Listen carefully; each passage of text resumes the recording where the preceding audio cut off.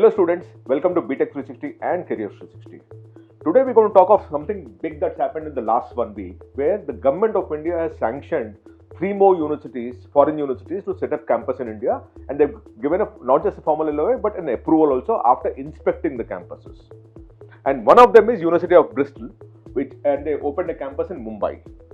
What I'm going to talk to you right now is what is University of Bristol, what is the kind of option that you have. Should you choose it, not choose it, what are the costs, everything that I'm going to talk of as far as University of Bristol is concerned. Now for me, all these foreign universities that are setting up campus in India are a fantastic pathway for those students who ultimately at some point in time would want to study outside of India also, or would want to study in a global university. Because many of these foreign universities will be ahead of the curve in terms of deciding the curriculum, pedagogy and all, because they're bringing it from outside of India. And when the government of India got into this conversation with these foreign universities, there were many conditions that they set.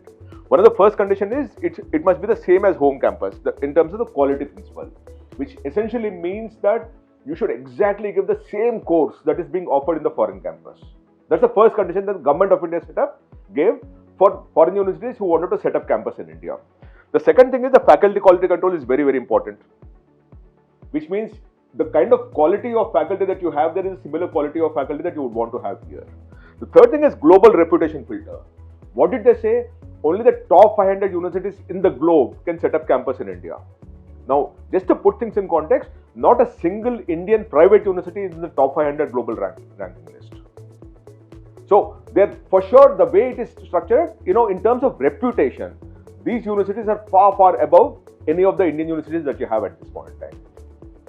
Then recognition and equivalence, which means they're giving exactly the same degree and it's UGC approved, which means the UGC has an oversight on everything that this university offers, and to that extent, assuming there's a problem for the student, the UGC and the government of India can step in, right? And that's what UGC oversight and compliance has. And student protection. So once UGC and government of India are involved, there is student protection also, because the student rights in terms of fees, how it has to be paid, how it has to be collected, fee refund policy, all those things takes. And no backdoor entry. So you cannot have foreign collaborations which are not there internationally. So they'll ensure that everything is very clean, very transparent, very student friendly, very compliant to the Indian laws, and ensuring that the best education from outside of India comes to India at a price which is paid in rupees. So that's what this entire how government and UGC ensures quality of international education. That's the first thing. So before you talk of University of Bristol, I wanted to make sure that you understand that this is how the government of India actually has moved ahead dealing with that. There are about 20 plus universities that are setting up campus in India, right? So what we did was we compiled that in an ebook, which you can actually get on your mail. So there's a Google form that I've given in this link here. Please go and fill up that form, and one of my counselors will call you and send you that ebook also, which has all the universities, foreign campus that are setting up campus in India, and what are the courses that are offering also in India, so that you can make a choice. Now again, I'm repeating, this is a good pathway for those students who want to study outside of India, or people who want to be ahead of the curve in terms of the curriculum and those kind of things. I'm not saying that Indian universities are bad in terms of being ahead of the curve, but the foreign universities might possibly have an slight advantage because they will be changing the curriculum there, and the same thing would be adapted here, because the government of India set up a condition that whatever is being taught in the Indian campus must be the exact same curriculum, same program that is taught in the foreign campus. Right. So if you want that, there's a Google sheet here. Just fill up your name and mail it and the details of yours, and one of our counselors will ensure that the same thing reaches out to you on your mail and mobile. Right. Now, as I told you, this was approved by the government of India. Now, if you see this one, letters of approval handed over in presence of the Union Education Minister, Sri Dharmendra Pradhan. This is dated 9th June 2026, which is 2 days back, right? Of University of Bristol, right? And of New South Wales to set up campus. Major step towards fulfilling the internationalization of campus in Mumbai and Bengaluru to strengthen India's knowledge, technology and innovation, right? So, Education Minister of India handed it over to all the people from those foreign universities in presence of everyone around. So, this was done about 2 days back, and that's the reason why we are covering it, because it's for you news and opportunity to actually study in a foreign university which is setting up a campus in India. And mind you, it is UGC approved, which means you do not have the risk of this degree not being valid in India. It is valid in India, it's valid globally also. That's the kind of advantage that you're getting out of this. Now, when University of Bristol started working on this, they also tied up with IIT Bombay and TCS also. And the university is among 6 institutions that received a letter of intent. By the way, you ignore this, but the more important thing is in Feb itself, when they decided to set up Campus India, they partnered with IIT Bombay, TCS and all, so that there is an industry linkage and academic linkages also that are established. So they're very ahead of the curve in terms of, like for example, they gave 1.5 million philanthropic contribution also to IIT Bombay for research purposes. Right. Now, University of Bristol is a part of the Russell Group. Now, what is Russell Group? Maybe in India, a lot of people don't know, or most people don't know. Let me explain to you what Russell Group is. Russell Group is one of the most sought after educational groups that are out there in UK. The UK's most prestigious research intensive universities, equivalent to the US Ivy League. So what you have as Ivy League in US is what you have in Russell Group in UK. The Russell Group represents 24 of the UK's most prestigious universities. So 24 universities are a part of the Russell Group, right? Known for research and led teaching, academic excellence and global reputation.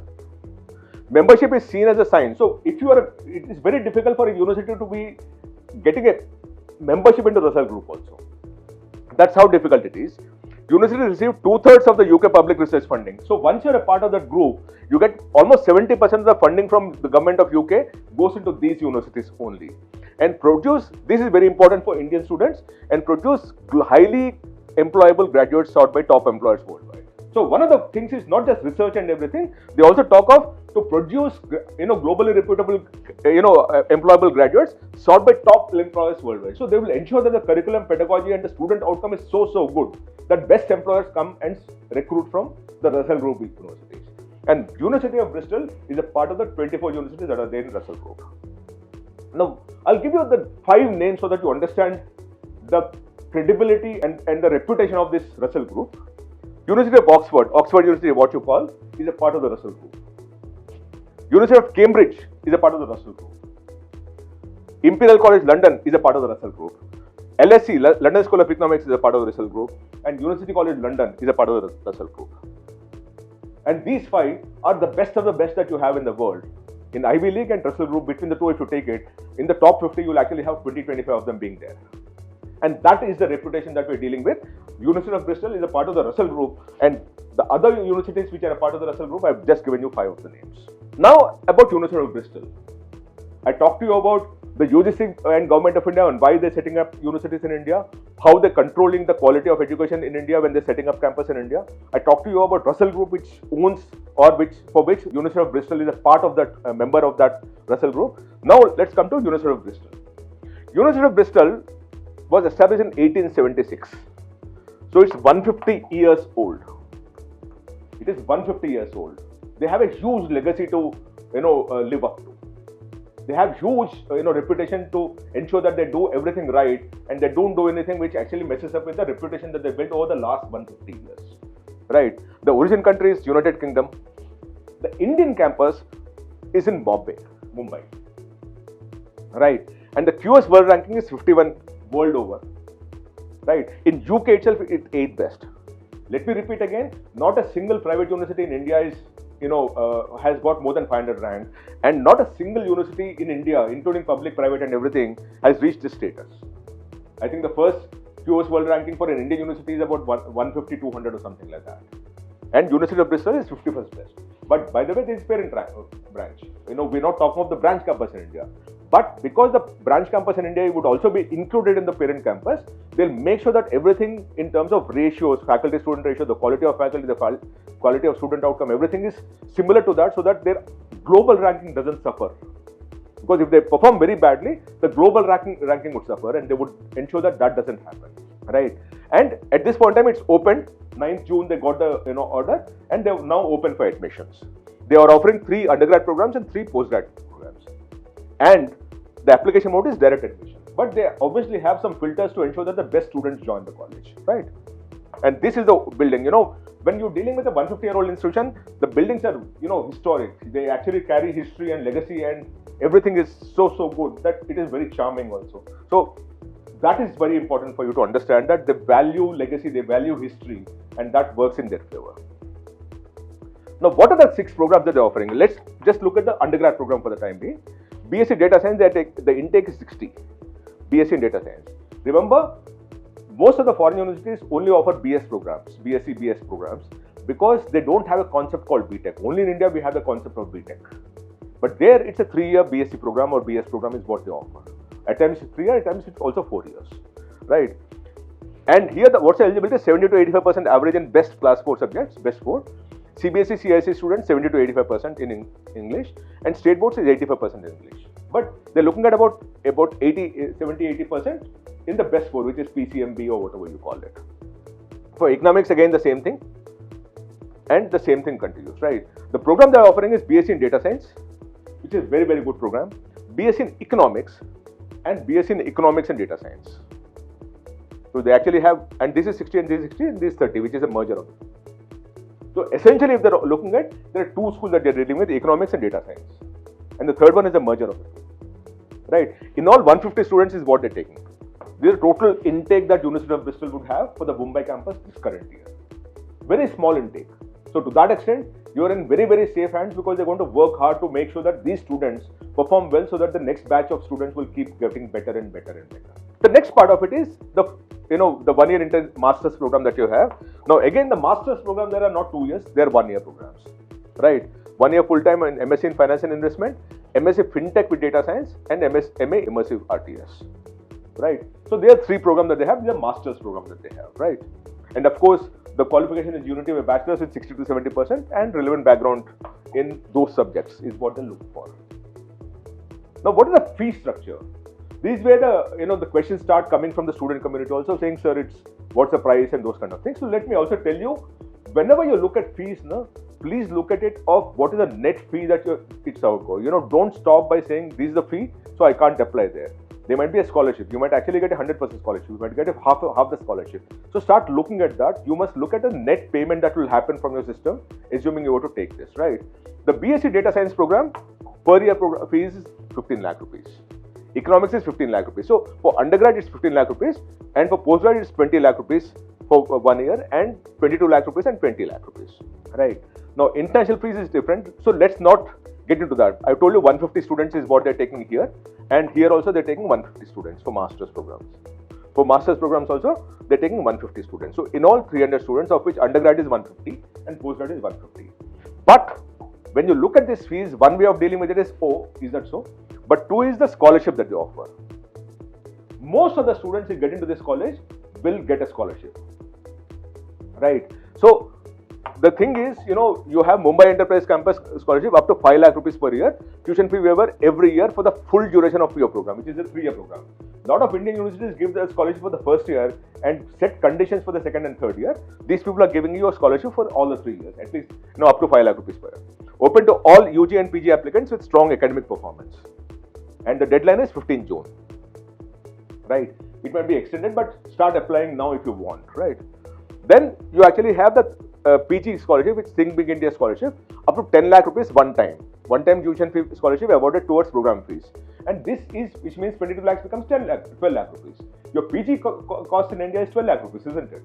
For 2 years. And this is only 1 year. So you're actually saving 1 year. Similarly, there, if you get 5 lakh rupees for kind of a scholarship, what is your 45 lakhs fees comes down to 30 lakh rupees. And you're also saving 1 year because it's a 3-year program, right? And then you have CM Maharashtra scholarship, which the university collaborated or partnered with the government of Maharashtra, where there is a 100% tuition fee waiver.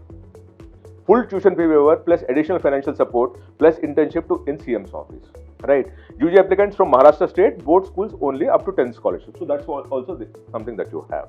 Now, because see, the model of any foreign university or any Indian institution for that matter works when the best students join the institution. So the good universities in the world will make sure that the best students join them, and that's the reason why they offer scholarships which are merit based. A good student walking into their office would not be rejected or refused entry because they cannot afford the fees. And that's the only way good universities survive, because they get the best students coming in. Because the best students come in, the best faculty wants to teach there, and because the two of them there, the best companies come for recruitment also. Now, these universities understand that model very, very well. Research and employability, both are equally important for them. So what they did is, the companies, the 6 universities that are partnered with the company have announced that up to rupees 1,000 crore scholarships also. Which means that every student will get some scholarship or the other to make sure that they actually join the university. That's the kind of scholarship, 1,000 crore scholarship. And then the Maharashtra government also launched scholarship for the Mumbai campus. So Maharashtra government also launched scholarships, and the foreign universities offer rupees 1,000 crore scholarship. They also announced 1,000 crore scholarship across about 6-8 universities. They're giving up those scholarships. Now that is very important for you, which means that the best students hopefully will be joining there because the fee becomes much more affordable than what is shown in the card rate or what is shown in the brochure. Now the next part of it, how do you get into admission process? And I review program specific academic requirements because each program has a different requirement. So you must look at the requirement and the English language course also. Ensure a board CBSE, CISE state board is accepted. So obviously it is accepted in India, now they are in India. Prepare the documents, class 12 mark sheets, personal statement, academic reference letter, English proof, and any program specific requirements. So look out for your scores, look out for your marks, look out for your English language scores. Then you apply online, right? And assessment and offer is admission stream, reviews, qualifications, personal statement and references. Some programs may require an interview or admission assessment. So once you apply, there's possibly an interview and an assessment of your application process, and then they will actually looking at your scores, your thing, everything, they'll tabulate that and make you an offer. And the offer will also contain possibly a scholarship letter, and what scholarship, whether it's 25% or 50% or 5 lakh or 10 lakh, that's an independent question, but you would normally get a scholarship. That's what I understand from this entire game. Now, why is Russell Group so important, or why choose Bristol? There are 6 reasons why I actually will recommend that. One is Russell Group degree. Remember one thing, right? This is more for people who are looking at an international pathway. For sure, it is a great option because in the current geopolitical world, you might not want to send your child at undergrad level abroad because of the hate that is happening and everything. But it keeps those options open while your child is studying in a Russell Group institution in India, which is also UGC approved and Government of India approved. So the risk is mitigated to a large extent. And you might be ahead of the curve in terms of learning the curriculum and pedagogy because it's coming straight from there. So you will be possibly 6 months, 1 year ahead of the curve in that sense, right? And it's top 100 globally in data science. Bristol, this particular program, the QS World Rankings by Subject 2025 also ranked AI University of the Year at UK National AI Awards. So again, for AI, this is slightly ahead. Prime location, which is Bombay, of course. So you'll actually find employers. See, there is a location advantage whenever you get into some universities. Some locations, Bangalore, Bombay and all are very, very important because you likely to get a job slightly more easier as compared to when you studying at a tier town or something like that, right? Then industry connections, because they will actually have signed up already. They've signed up with TCS, they've signed up with IIT Bombay, so they've signed up with Government of Maharashtra. So you'll actually see a lot of activity in terms of industry connections that they'll develop as they move along. There's a cost advantage because if you're sending your child abroad, it's about 1 crore and all, this might be lesser. But again, I'm saying this is not complete global immersion. The pure global immersion is when a child goes abroad and studies there. But in the current context, this might be a good go-between. And then, of course, the global mobility, where the student at some point in time can do post-graduation there, or after a few years they can study there. So that's a possibility out here. Again, let me repeat. For me, this is not a replacement for study abroad, but this is a pathway for study abroad. This is not a replacement for you to say, I'm not getting into IITs, but I will give up IITs to get into that. No. If you're getting into any of the good national institutions, maybe that's a better pathway for you. But if you're not getting into the tier 1, the best in class institutions, this also becomes an option for you. And 3, the cost is definitely much more than what you pay in Indian universities. Because they're getting for about 1/3 of the faculty must come from outside of India. They must teach them in India. So the foreign faculty is coming and teaching in India. So there is a cost, that is slightly higher. But that is where the business model of good education ecosystems work, where they're going to offer scholarship because they want to attract the best talent initially. So you might be at an advantage because you're likely to get the scholarship this year. I don't presume that in the 5th year also they'll give as many scholarships, by the way. I hope they do, but they may not. But in the first 2-3 years, you'll have these universities giving very, very good scholarships because they want to attract the best students from India. And from that perspective, this becomes an option because the cost structure that you pay for these universities in India would be similar to what you would pay a good liberal private university in India. And from that perspective, again, it fits in. These are the 3 reasons why I would actually say keep this as an option. not the only option, but keep this as an option. If you're getting into IITs and IITs and all the top tier, please go there. But if you're not getting into that, this becomes an option, and it becomes a viable option also for those people who at some point in time would want to study outside of India. I hope this helps you. Thank you so much. Namaste.